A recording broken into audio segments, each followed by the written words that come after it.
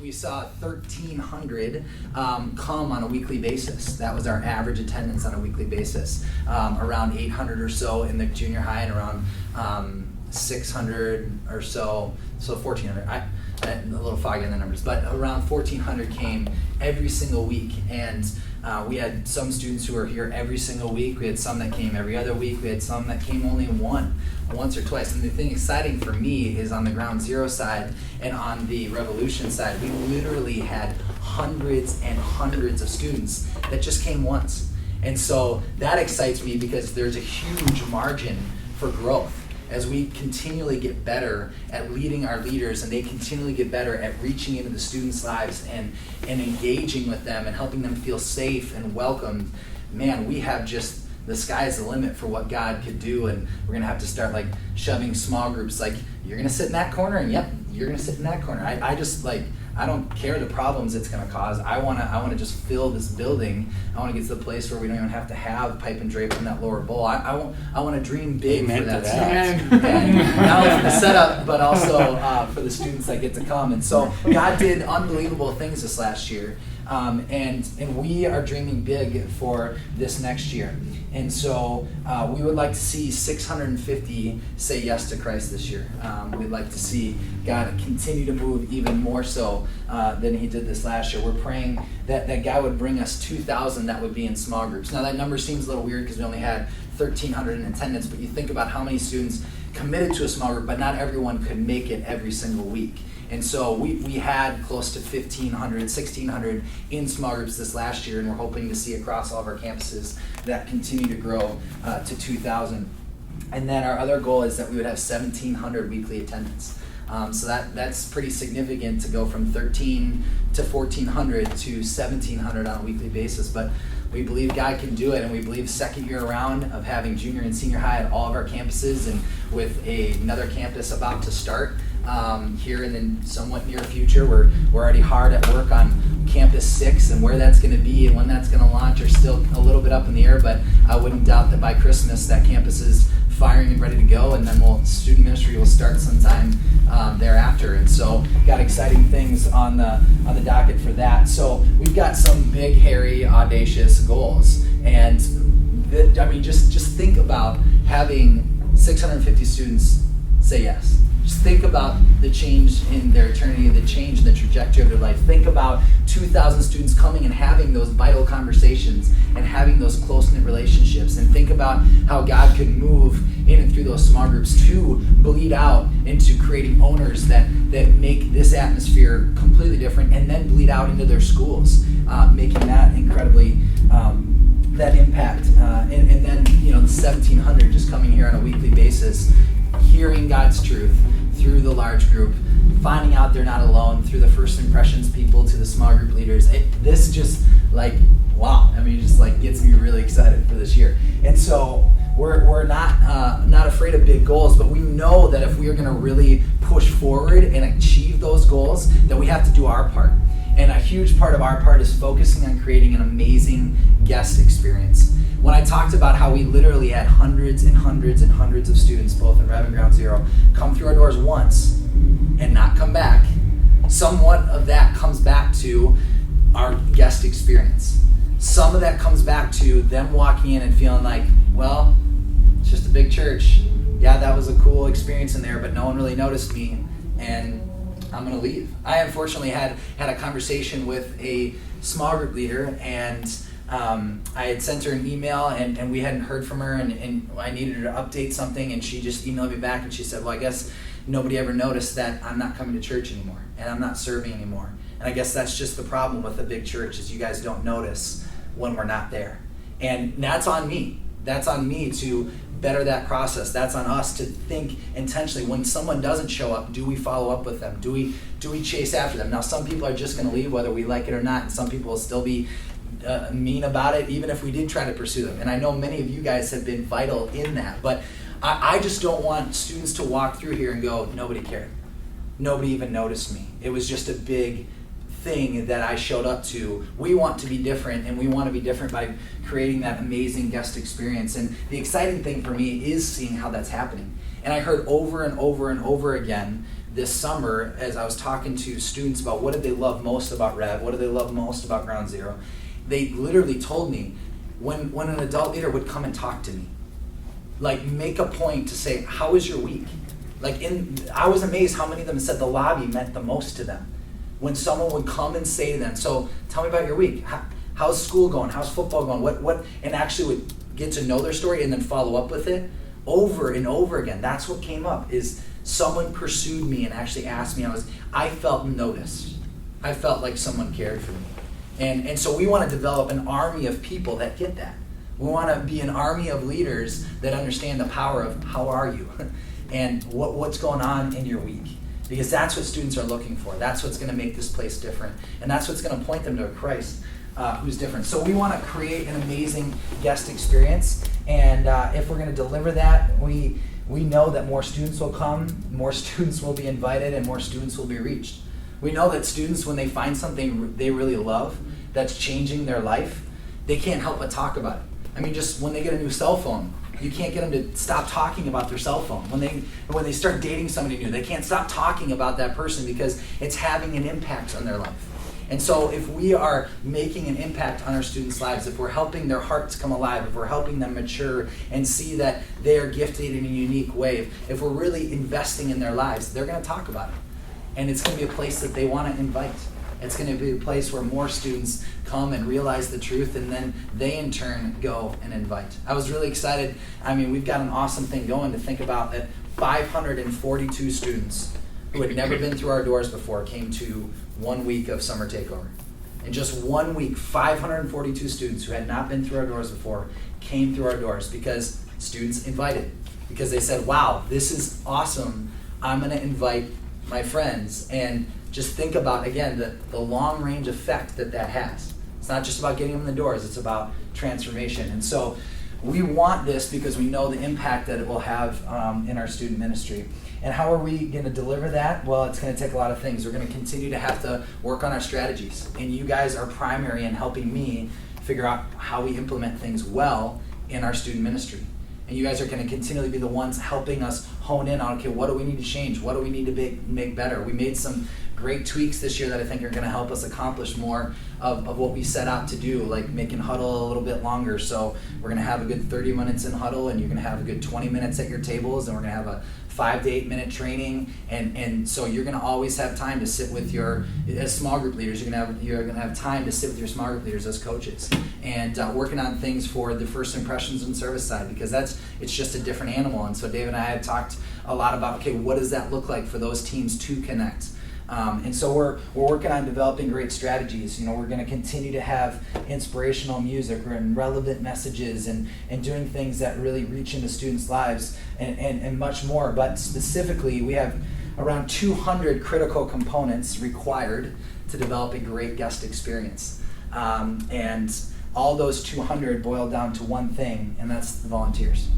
In order to have an incredible guest experience, those volunteers who come through our door, who are all taking on different and yet really significant roles, each one of them need to understand why they're significant and what they bring to the table and come prepared. And so we want to continually remind them, like I tried to at the beginning, what is the heart? What's the reason? Why are we here? What could the impact be? What has God called us to? Constantly bringing them back to the heart of why we're volunteering. And so we know that they're the ones who are going to drive the ability to reach over 500 to 600 students that will be walking through our doors every Wednesday. My prayer is that we would reach 700 by the end of the year every Wednesday, but that's me just praying big. And so we really have to be working on aligning these 200 volunteers with our mission, with our vision. And it's got to get from just us knowing it to us constantly talking about it. To us constantly reminding them about it. And we're going to get to that a little bit, how we're going to target that this year. But we have to be the ones using our words and our influence and our emails and our presence to accomplish that. So we want to focus in, like I said, on the heart of serving. We don't want people just to have a task. It's more than just showing up and getting something done, but it's showing up with a passion. It's showing up with a heart to engage, and showing up ready and prepared to engage. And so we want to encourage them to be like Christ. In Matthew 20:28, it says, "Your attitude must be like my own. For I, the Messiah, did not come to be served, but to serve and to give my life away." First off, we want people to know that their heart was created by God to give. That we come alive when we show up to give.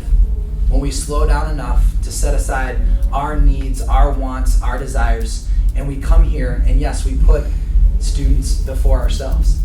And there's certain days that that's really, really hard, but encouraging people that this is our example. Jesus is our example, and he has called us to follow in his example, to give our life away, to have that same attitude, and that we will come alive in that God will pour into us as we pour into others.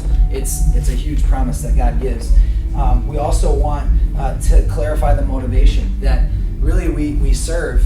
Romans 12:1 makes it clear, in light of all that Christ has done for me, it is my reasonable act of worship to give my life in service.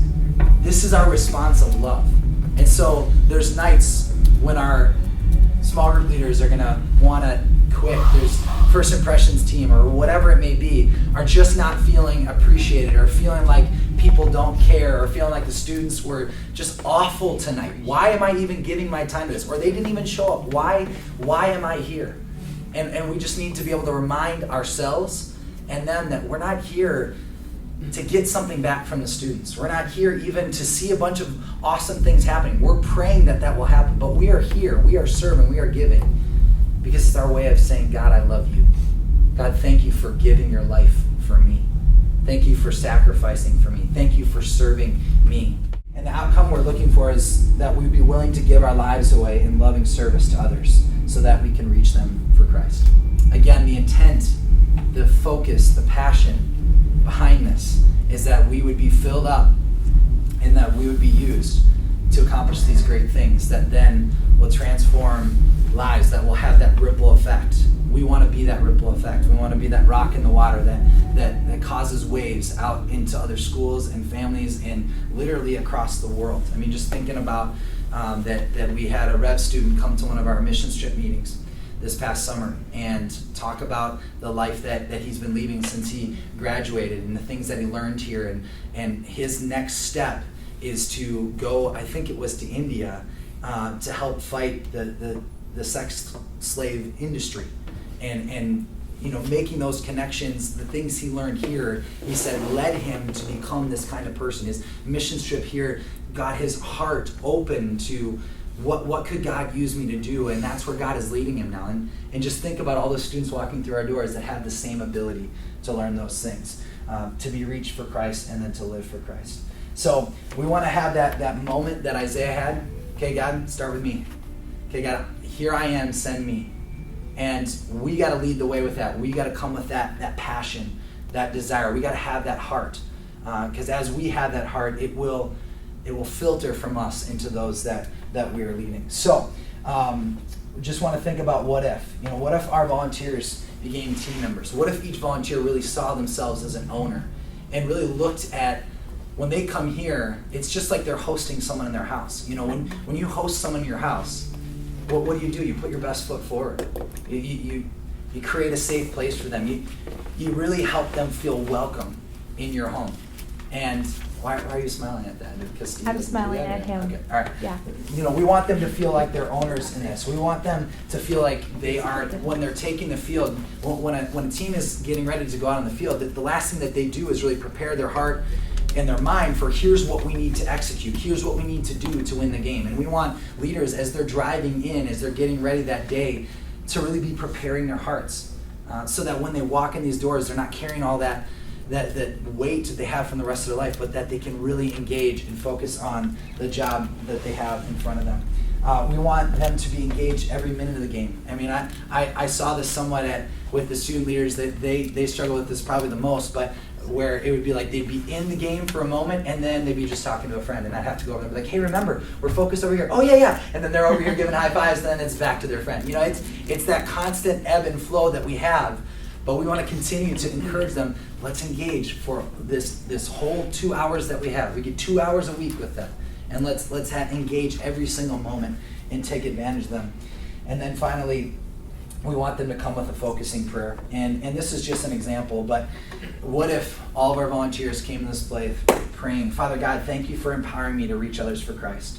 Out of love and gratitude for all Jesus has done for me, I'm going to give my life away to serve others today, tomorrow, and always. What if they came in focused, ready to go? What could God do through the 200 volunteers that walk through these doors and serve here?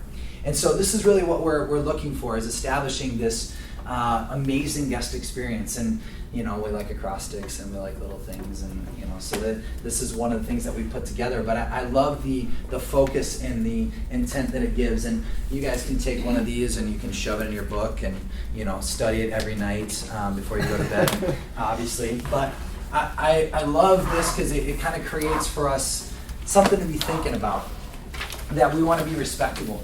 That as we're here, if we're going to have an amazing guest experience for each person, that really we would see that everyone matters.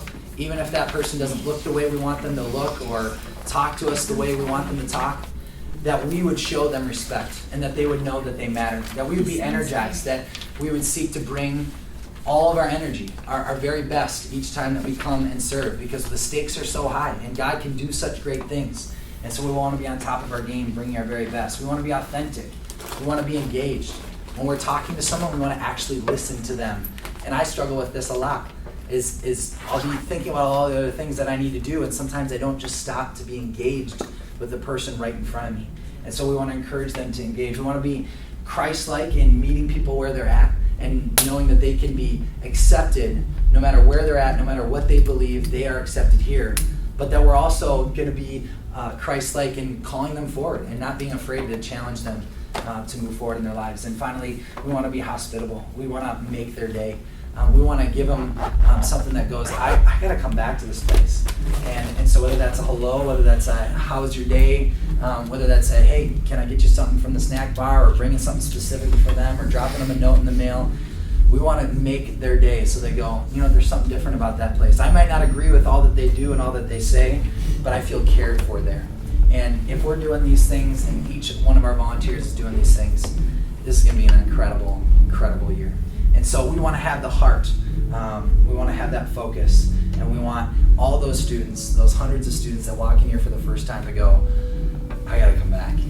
I got to be here. I got to get in a small group. These people are different, and I want to be around them. So that's what we're working to establish with this amazing guest experience. So what we're going to do right now is we're going to take some time to discuss, maybe just for 5 to 8 minutes at our table, what do you think are going to be some key things that we're going to need to do with the leaders that you lead to establish this amazing guest experience?